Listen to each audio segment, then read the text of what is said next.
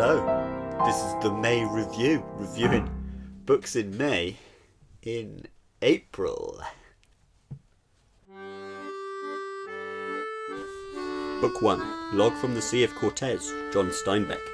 In one of the top 5 20th century novels about Mexican fish, Steinbeck combines fact and fiction to recount the details of his scientific expedition with his friend Ed Ricketts in the 1930s. I'm using the term scientific expedition very loosely here, as they mostly just go around getting their hands stung and eating weird fish. It's a combination of Steinbeck and Ricketts' notes on the trip around the Gulf of California. They eat lots of fish. What else do you want me to say? If books were judged on fish content alone, and nothing else, this would be getting a solid 9.5 out of 10, because there are some references to human beings. I really cannot understate how much of this book is about fish. If you don't like fish, this is really not the book for you. There are far many less fish-orientated Steinbeck works out there for you to enjoy instead. But if you are really into fish, this is quite the treat. And may I ask, what's wrong with you? Personally, I would put myself in the middle ground here. I don't hate fish, but given the choice, I would not spend an inordinate amount of time hanging around with fish. As such, there are some parts of this book that are a bit too fishy for me, and if I'm honest, I'll skip them. If you don't know the Latin or North American names for various Mexican marine life, you will struggle as well to work out what's going on, and like me, you will probably be inclined to skip those bits too. We do have a few fun Steinbecky kind of moments in there that will win some smiles, and the characters are classic Cannery Row kind of fare, but don't go into this expecting classic Steinbeck because those moments are few and far between. This is a book about fish that just so happens to have some people stumbling through the middle of it. It's pretty good for a book about fish. 7 out of 10. Non-fiction book of the month. The Orkneyinga Saga. Vikings. They kill. They go to court. They pay cash settlements to end disputes. It's like Judge Judy, but with more decapitation and giant slaying. There are very few giants in the Orkneyinga Saga, however, as it was mostly written during the Christianization of the Vikings. This is much more interesting than if it was just nonsense about giants though, because the Vikings had clearly missed the part where Jesus didn't commit outrageous acts of murder, and proceeded to commit outrageous acts of murder, and then thank Jesus for helping them to commit outrageous acts of murder. This is also the mighty text to which we owe the tale of Sigurd Eysteinsson, who cut his leg on his enemy's severed head that he had strapped to his saddle, and subsequently died of gangrene. Is this true? If it's not, don't tell me. Of course, this saga should not be relied upon as an accurate historical source, since the goal of Viking history was really to teach moral lessons through historical storytelling, and in this case to create a historical identity that connected to Christianity. It's more of an opportunity to see things from a Viking perspective than to learn concrete facts about the period. And there's a lot to be understood. The role of Viking bishops in battle was really interesting to learn about, and they commanded vessels and discussed battle tactics during an expedition to the Holy Land. This expedition is by far the highlight of the text. I was amazed to see how open-minded the Vikings were towards Arab culture. That is, if the Arab tribe in question was good at fighting and liked hitting people. But whoa, let's not play down the legal settlements. Most of this book is about legal settlements, and that only makes me recommend this book more. There's so much garbage about Vikings in the media. They're either these kind of weird dude bro Vikings, like in the Northmen, who just roll around in people's guts. Or they're just completely misunderstood magic angel people who never hurt a fly. If you read this, you will see that neither of these positions are remotely accurate. Unfortunately, like every other culture, the Vikings were complicated and slightly boring. Learn this the hard way by reading the Orkneyinga Saga and losing some of the magic of history. 7 out of 10.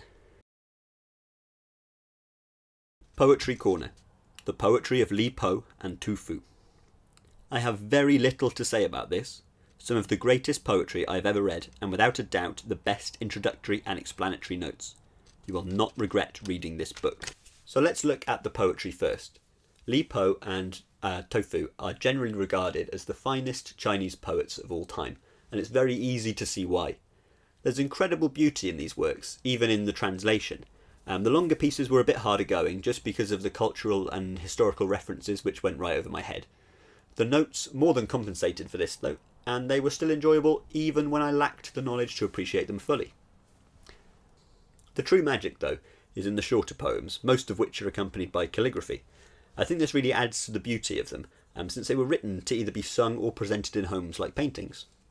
With this in mind, I think the best way to enjoy this book of poetry is to dip in for a minute or two at a time, and just read one of the short poems and just admire the calligraphy and let it stew for a while. And that's the real beauty of it, is you can just pick up this book, read a poem at random, come back to it 2 days later and be filled with just a sense of something very excellent. I also never thought I would feel passionate about explanatory notes, but Arthur Cooper just brims with enthusiasm for Chinese poetry, and it's completely infectious. It feels like you're reading these poems with a kindly old professor who isn't trying to show off but just loves seeing people enjoy his passion. He writes in such a mellow and gentlemanly way too. Like, he doesn't just reference other sources. Oh no, he explicitly thanks the people who supplied them. He wades into the warring Li Po Tofu fan debate and just wastes both sides immediately by saying that they're both quite lovely in different ways. I have no linguistic ability whatsoever, but I want to read his books about Chinese and Japanese language just to feel his presence. I want him to be my granddad and tell me stories about the war and facts about Chinese characters. Unfortunately, that may be a little bit tricky because he's been dead for 40 years. Amazing poetry, incredibly sweet old man. 9.5 out of 10. The Outsiders by Sally Hinton. The Outsiders is the tale of young men with greasy hair who beat up young men with clean hair in a battle as old as time. Why are these people so concerned about hair? Have they heard of shampoo? Does this relate in any way to the assassination of Archduke Franz Ferdinand by Gavrilo Princip in 1914? Did the Entente Cordiale support the side of the Greasers or the Clean Hair Alliance? None of these questions are answered in Sally Hinton's The Outsiders. Instead, we meet Ponyboy, a greaser, and his gang in the midst of a street war with the upper-class socks. After a brawl goes wrong and one of Ponyboy's gang commits murder, Ponyboy is out on the lam with nowhere to run but somewhere to hide. He definitely has somewhere to hide. A large portion of this novel deals with him in the place where he hides. First off, Sally Hinton wrote this novel when she was just 17. I could not even form a cohesive sentence at age 17. I still can't now. I was like a sea cucumber, crawling around, eating algae, and farting out my mouth. So regardless of anything else, this is an impressive novel. And holy smokes, it's actually fairly good. Hinton puts us in Ponyboy's head, very much in the style of Salinger in Catcher in the Rye, or Harper Lee in To Kill a Mockingbird. There's probably a word for that style, but I don't know what it is. Like, it's conversational, I suppose, in a way. And Hinton uses this to great effect. The issue is, Hinton makes a few slip-ups at times, which can be very jarring. It's nothing too terrible, but there are moments where something illogical happens, or the tone shifts quite suddenly, and it feels very much like you're reading a novel by a 17-year-old, which is true. That's not too bad, really, since the narrator is around the same age as well, but when someone is catatonic after committing manslaughter in one scene, and then 20 minutes later they're laughing and eating ice cream, there's a clash in your brain, and it reminds you that you're just reading a story. So great writing, but occasional slips in the plot and with characters, which might make you cringe at times. It definitely makes me want to see what Hinton has done since then, when her writing's matured and developed, because it's definitely a little kernel of greatness at that young age. It's quite a positive novel too, and I would give it a mild recommendation. It's a 6.5 out of 10 barrels.